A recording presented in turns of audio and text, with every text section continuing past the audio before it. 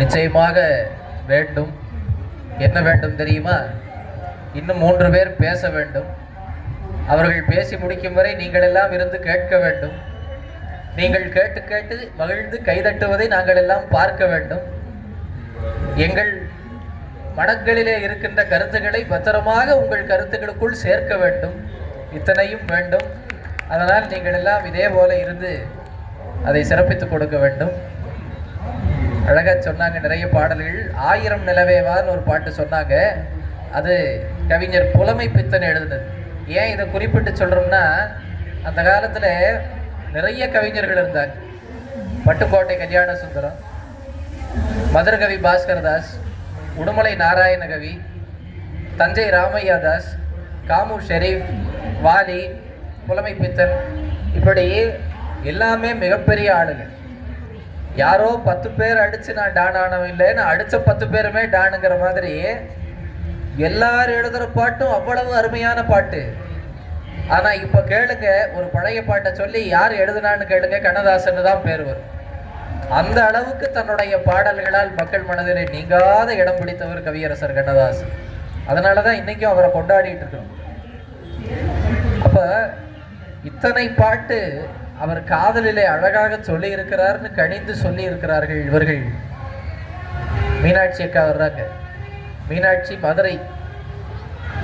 மதுரை நீதிக்கு தப்பு சொன்ன பாண்டியன்னு நேராக போய் அங்கேயே சண்டை ஓட்ட கண்ணகியுடைய காட்சிகளை எல்லாம் பார்த்த நகரம். இந்த மீனாட்சி சண்டை போட மாட்டார்கள் என்று நம்புகிறேன். உங்கள் சத்தமான கைதட்டலோடு அவர்களை வரவேற்கிறேன்.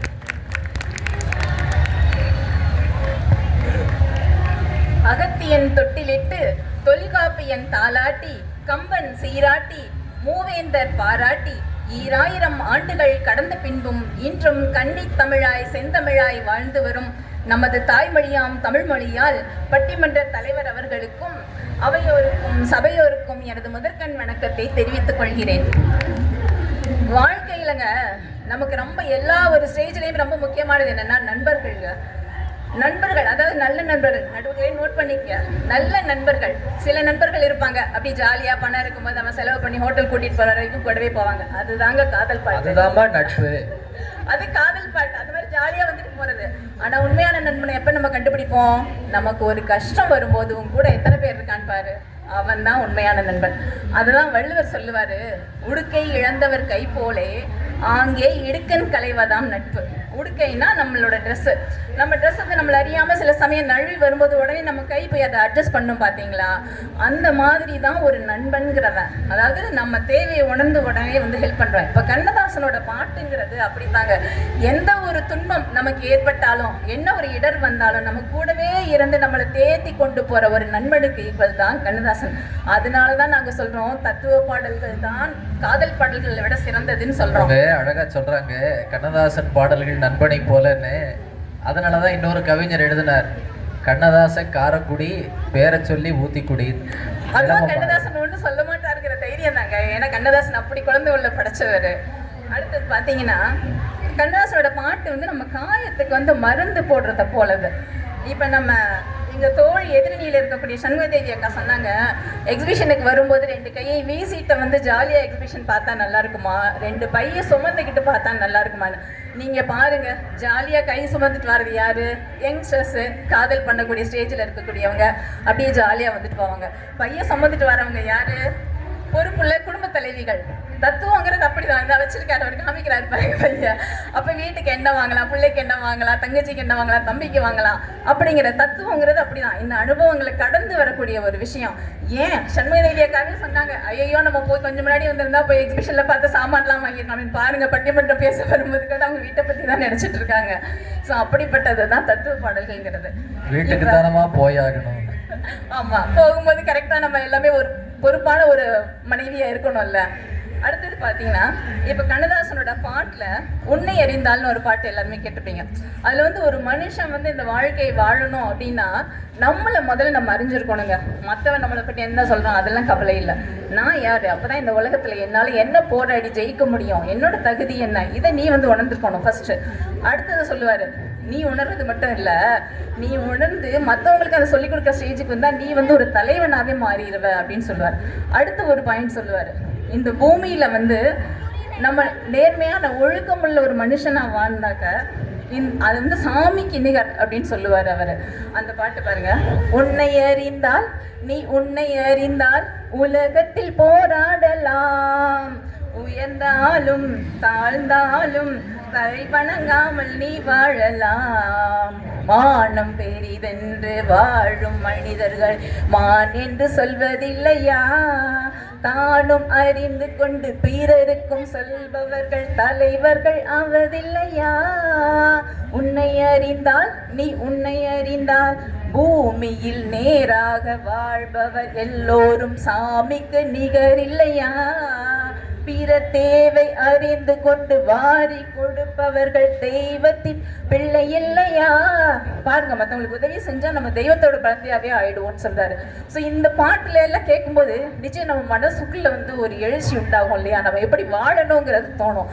காதல்ங்கிற நம்ம மட்டுமே அனுபவிச்சு சந்தோஷப்பட்ட விஷயங்க, தத்துவங்கிறது வந்து மற்றவங்களுக்கும் சொல்லக்கூடிய ஒரு விஷயம். அடுத்தது பார்த்தீங்கன்னா அவன்தான் மனிதன், சிவாஜி நடிச்ச படம். இப்போ நிறைய பேர் இருப்பாங்க, பணங்காசு வந்துட்டா அவங்களுக்கு தலைகாலே புரியாது. சொல்லுவாங்கல்ல, அர்ப்பணைக்கு வாழ்வு வந்தா அர்த்த ஜாமத்தில் குழப்படிப்பான்னு. அதே போல சிலர் இருப்பாங்க, காசு இல்லையா புலம்பியே தீர்த்துருவாங்க.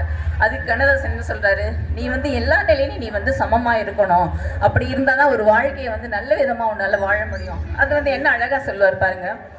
ஆட்டு வித்தால் ஆரொருவர் ஆடாதாரே கண்ணா, ஆசையெனும் தொட்டினிலே ஆடாதாரே கண்ணா, என் நிழலில் கூட அனுபவத்தில் சோகம் உண்டு.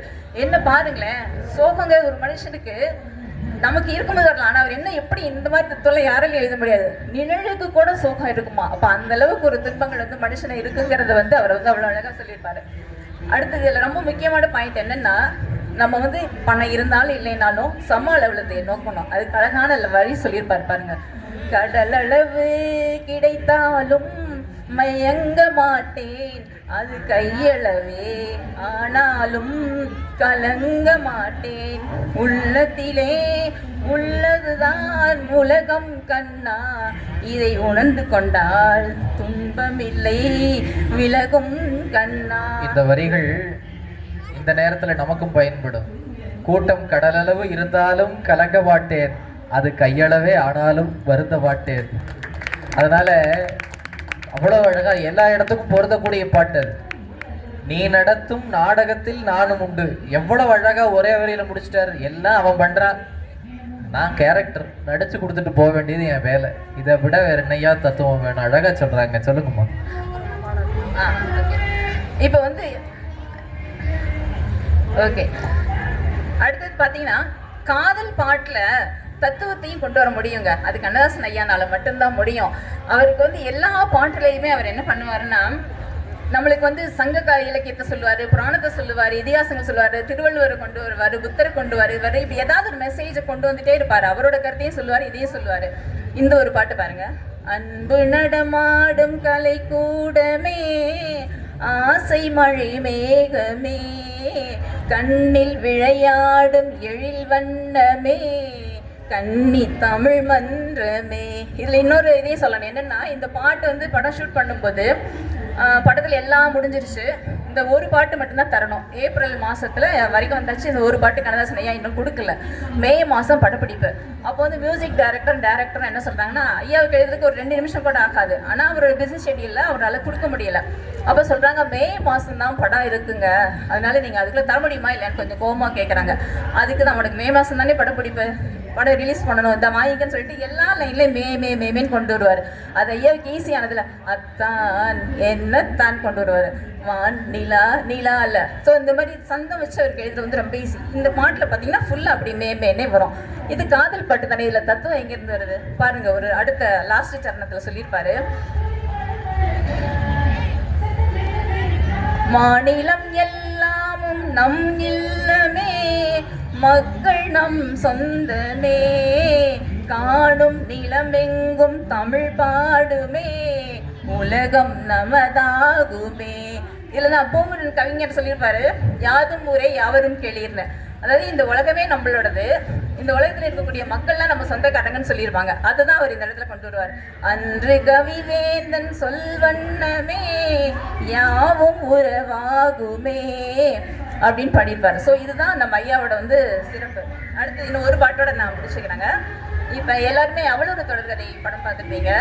அதில் வந்து தெய்வம் தந்த வீடுன்னு ஒரு பாட்டு. அது என்ன சுச்சுவேஷன்னா, தங்கச்சி வந்து நான் அந்த வீட்டில் பொறுப்பாக இருப்பாங்க, அப்பா கிடையாது. அண்ணன் வந்து குடிச்சிட்டு பொறுப்பே இல்லாமல் இருப்பார், அவருக்கும் ஒரு ஃபேமிலி உண்டு. இது எல்லாத்தையும் தங்கச்சி தான் பார்த்துக்கணும். அப்போ டைரக்டர் பாலச்சந்தர் வந்து கண்ணதாசன் வந்து சொல்றாரு, என்ன மாதிரி சுச்சுவேஷன்னா, அண்ணன் வந்து குடிச்சிட்டு வந்து தங்கச்சி திட்டிடுவாங்க, அதனால அண்ணன் வந்து அந்த கோவத்தில் அந்த பாட்டு பாடணும். ஆனால் அதே சமயம் ஒரு வந்து ஞானி பாடுற மாதிரி அந்த பாட்டு இருக்கணும் அப்படிம்பாங்க. கண்ணதாசன் என் லைஃப்லேயே கொஞ்சம் யோசிச்சு எழுதின பாட்டு வந்து இந்த பாட்டு தான். கொஞ்சம் டைம் எடுத்துட்டு என்னன்னா, பொறுப்பில்லாதவன் குடிகாரன் எப்படி பாட்டு வந்து ஞானி மாதிரி பாட முடியும் அப்படின்னு யோசிச்சுட்டு இருக்கிறார். அப்போ அந்த பாட்டு வந்து சித்தாந்த மாதிரி இருக்கணும்னு அதுலேருந்தே அவர் வந்து லைனை எடுக்கிறாரு. அந்த பாட்டு தான் இது. தெய்வம் தந்த வீடு வீதி இருக்கு, இந்த ஊர் என்ன சொந்த வீடென்ன, ஞான பெண்ணே வாழ்வின் பொருள் என்ன, நீ வந்த கதை என்ன, நான் இப்படி வரும். இதில் வந்து நான் தாய் தந்தை வந்து நான் கேட்டு படித்தாரா இல்லை ஏன் புள்ளதான் என்ன கேட்டு பறந்துச்சா இப்படின்னு சொல்லிட்டு வரிசையை கேட்டே வருவார். அதுக்கப்புறம் லாஸ்ட்டு சொல்லுவார், இதில் தான் நமக்கு எல்லாருக்குமே அந்த சித்தாந்தம் வேதாந்தத்துக்கான டெஃபினேஷனே அந்த பாட்டு கொடுத்துருவார். தெளிவாக தெரிந்தாலே சித்தாந்தம், அது தெரியாமல் போனாலும் வேதாந்தம், இதில் தேன் என்ன கடிக்கும் தேள் என்ன, ஞான பெண்ணே வாழ்வின் பொருள் என்ன, நீ வந்த கதை என்ன.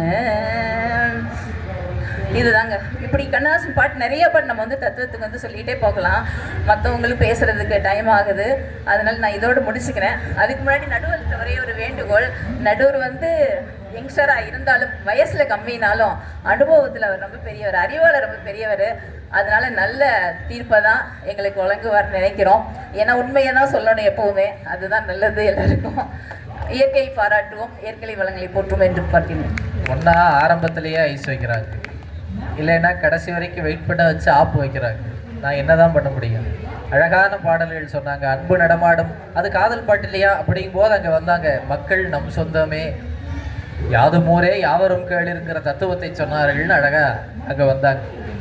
ஆட்டு வித்தால் யார் ஒருவர், தெய்வம் தந்த வீடு, எல்லாம் அவ்வளவு அழகாக சொல்லக்கூடிய சொன்னாங்க இல்லையா? தெளிவாக தெரிஞ்சா சித்தாந்தம், தெரியாட்டி போனால் வேதாந்தம்.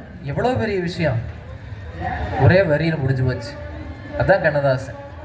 கள்ளிக்கேது முள்ளில் வேலி போடி தங்கச்சி, காட்டுக்கேது தோட்டக்காரன் இதுதான் என் கட்சின்னு வாழ்க்கையை இயல்பாக கொண்டு போன அந்த தத்துவத்தினுடைய புகழ்தான் கண்ணதாசனை உச்சிக்கு கொண்டு சென்றிருக்கிறது என்பதை சொல்லி இருக்கிறார்கள்.